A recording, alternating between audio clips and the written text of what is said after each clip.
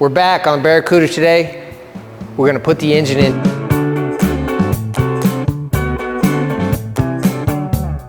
One of the first things we gotta do is swap the oil pan to this new modified oil pan so that it'll clear our crossmember. So basically it's really tight in there. And the main reason we had to do this was because of the rack and pinion steering setup, and fitting a big block in there with a narrow track width with a rack and pinion is a little bit of a challenge, but we got it figured out. So what we did was we took a Dodge truck pan and modified it with a shallower but broader sump so that we can fit plenty of oil in there still. So basically we got to swap these out, and then we'll mate the engine to the transmission so we can get it in the car. All right, let's see if we get the pan off. Looks like it's on there pretty good.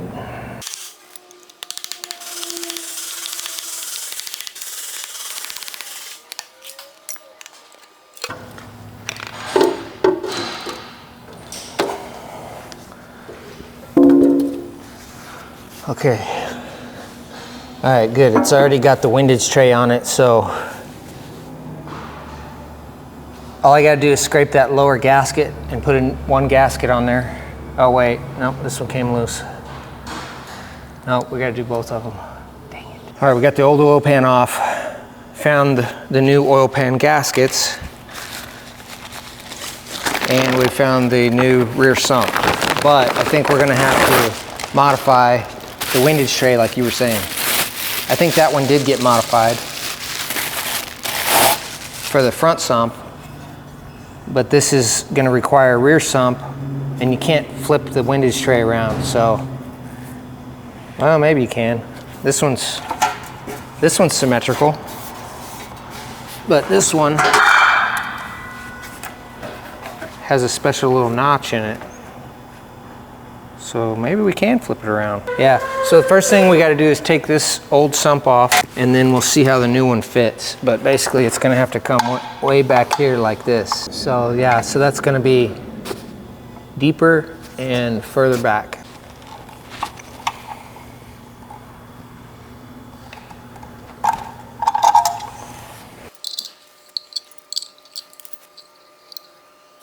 All right, so we got pipe threads on this end. We're gonna put a little bit of this doodah on there.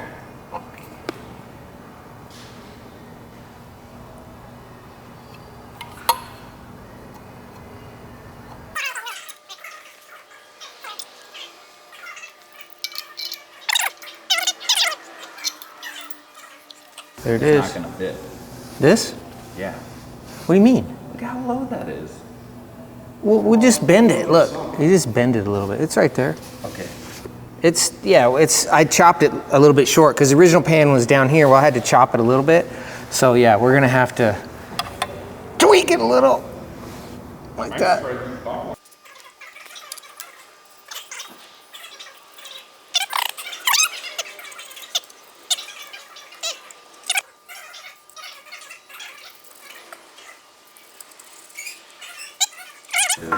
This will work. Look. But the only thing is, I should have put it on there first. I'm thinking just open this up a little bit and it'll be fine. Well,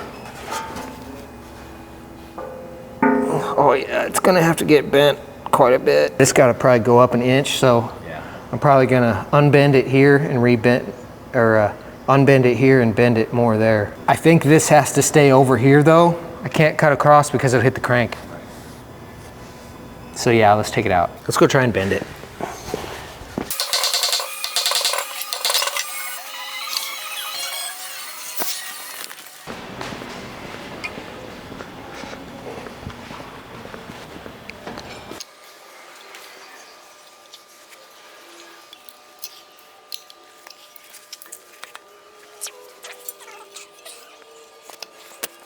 It should be good, huh? A little touch. A little tap-a-tap? Right in place. Huh?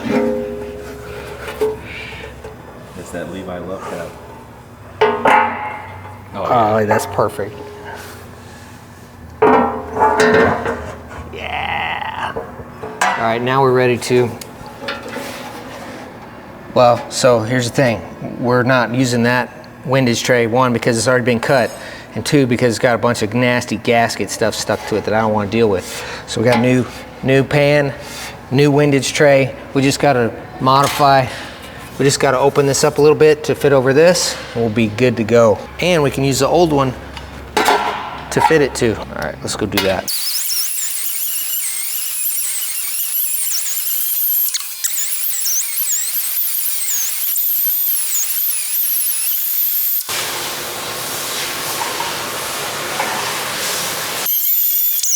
All right, we opened up the windage tray just a little bit. Let's make sure it fits.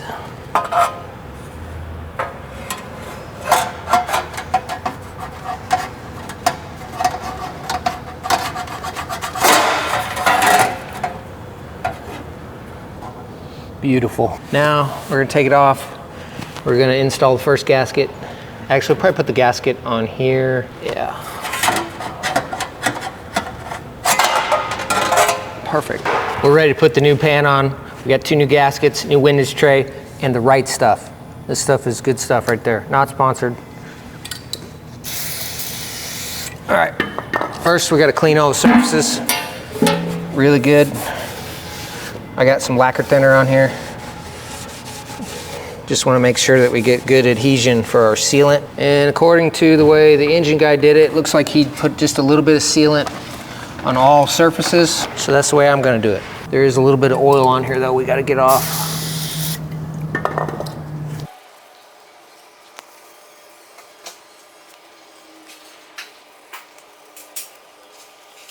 Gasket number 1, they're both the same. These are just regular old cork gaskets. All right, they do have a little notch here though, so the original oil pan went a specific way, so we want to make sure we line that notch up. I don't think it doesn't really matter for what we're doing. Let's get the right stuff.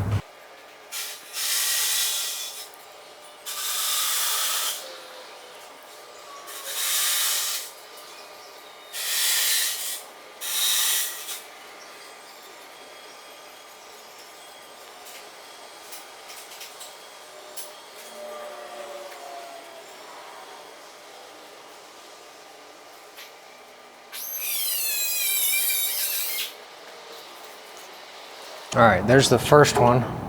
Now we're gonna take just a little bit of this and put it in the corners and on these seams.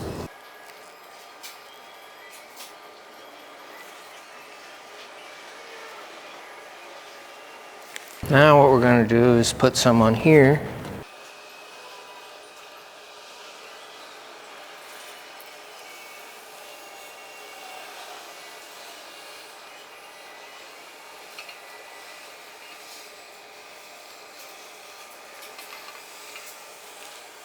And we'll take the second gasket, put it on there.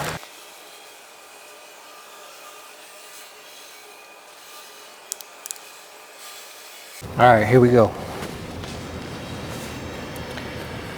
So the tricky part's gonna be getting this to stay up there while I grab that. I can give you a hand.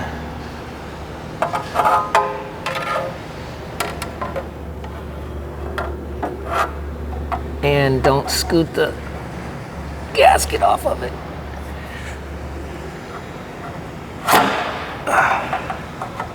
And get the light out of the way.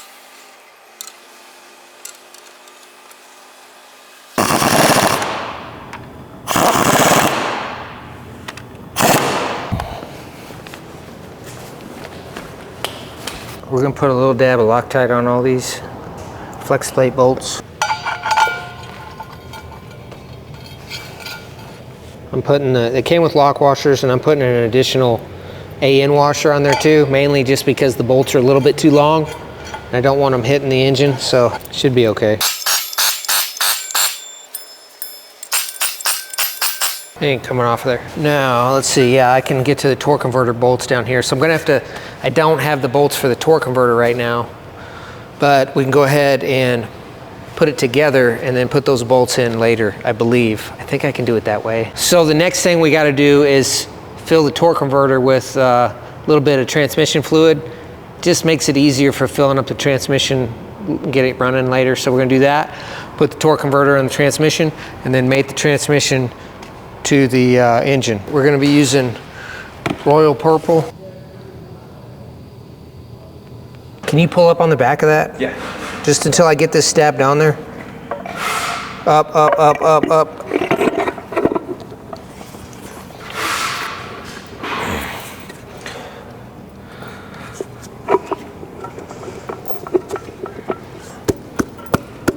All right, you can let go, I think.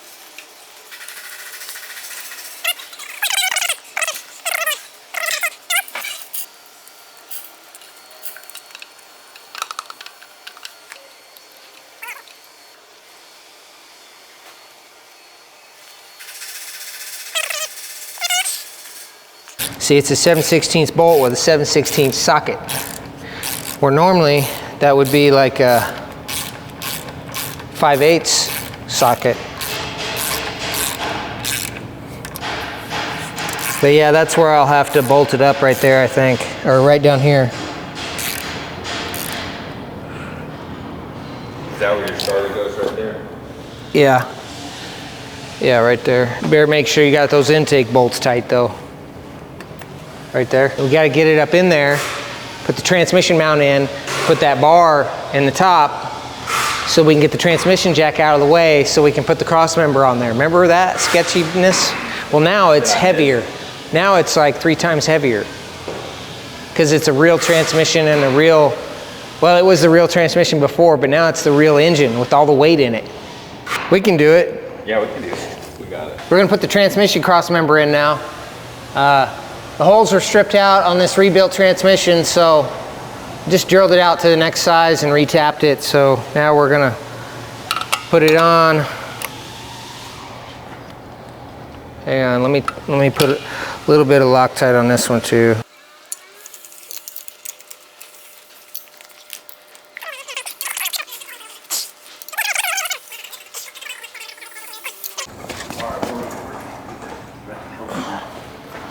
All right, I think these legs will fit in between there a little bit, maybe, okay. Hopefully. You want to jack it up a little more? Yeah.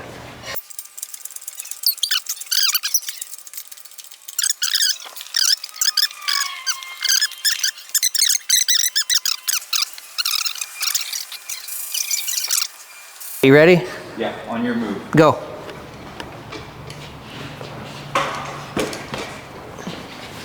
Watch the thing on top. Engine thingy. Oh yeah, hold on. How do you, it needs to come through the wheel well or what? Yeah. Or we can take it off. Let's just keep it going. Just go through the wheel well. I'm trying to see it. Hang on. There we go. We're clear of that obstacle.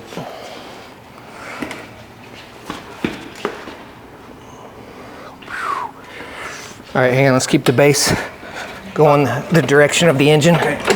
Like Tiger. Okay, now back towards you a little bit. Hang on. Yeah, I'm waiting. All right, right about there.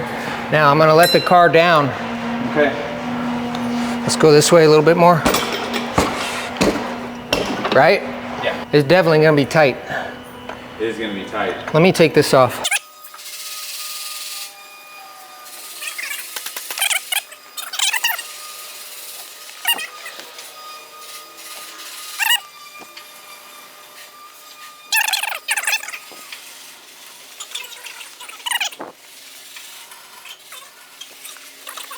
All right about there. Right about there. How about clearance on this side of the transmission? It's tight on this side. Yeah, it can come over if you need it to. So that's what you need. And then back again, or is that good? I think it's still good, and the bolt holes look like they're gonna. Come down, watch your fingers. Gotcha. All right. Well, I can guarantee you it's gonna be tight with this texture on here now. I was just checking the firewall clearance. We're good. Oh, okay. Yeah, I think I've had it on there once already with the texture on there. Oh, you have? Yeah. Oh, okay. You just gotta persuade it a little.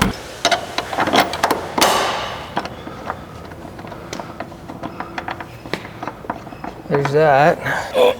Okay, put the crossmember on there. How about you just come up here and hold this so it can't fall? Okay. While I lower it. Okay. You ready? Yeah. But now, what's the engine gonna do? Oh yeah. This is almost a 3-person operation. It's all right, we'll just take our time. Yeah, that's fine.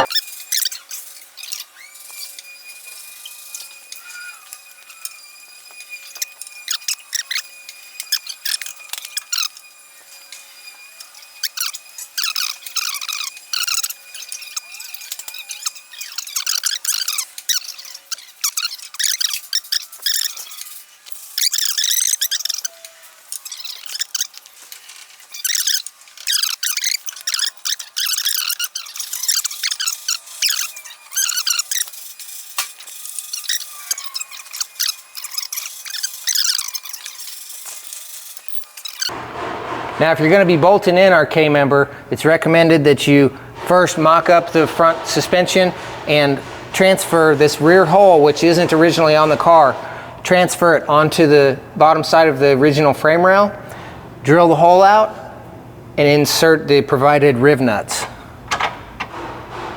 You can do this with a nut and a bolt, but in this case, we're going to be using this hydraulic tool because it's much easier.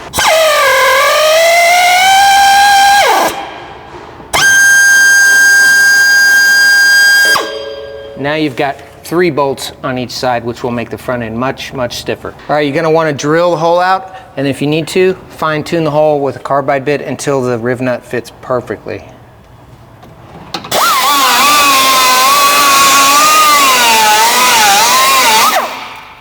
Where is it? Test fit it, you don't wanna overdo it.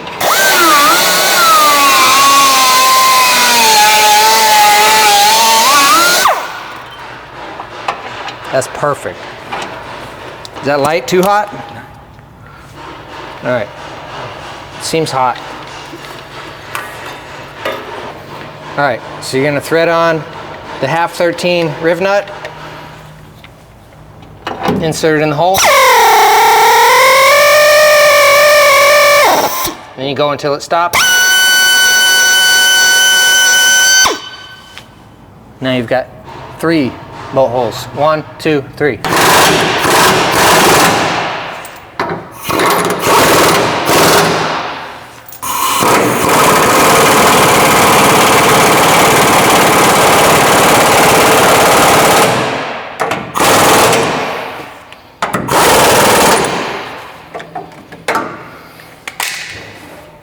All right, now let's see if we can get these. All right, that one's gonna go in, no problem. So this one's a smaller size than those other 2? Yeah. Because that's the biggest riv nut I could get. Ready? Nice. It's gonna be nice and strong. I'm gonna hit these one more time. Just a little bit. I'm gonna turn it down a little bit.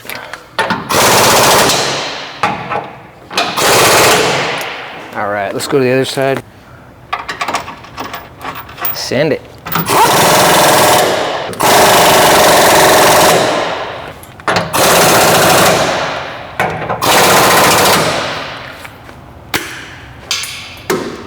There you have it. One fully installed HammerFab street connection K-member. Get it at hammerfab.com.